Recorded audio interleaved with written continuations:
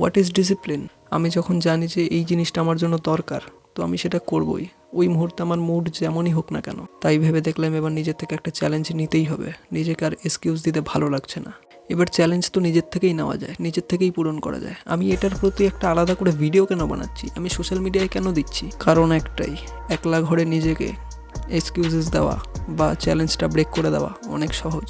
Respect চাইলে পাওয়া যায় না, কামাতে হয়।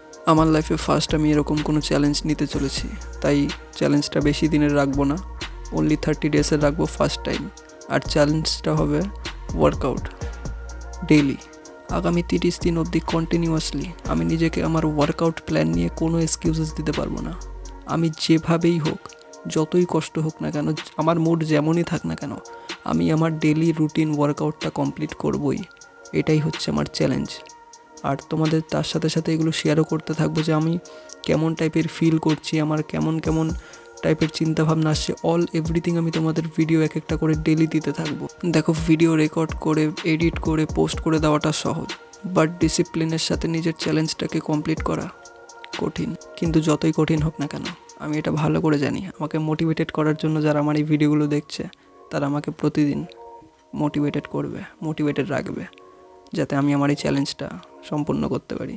চলো তবে দেখা হচ্ছে ডে 1-এ। Love you all.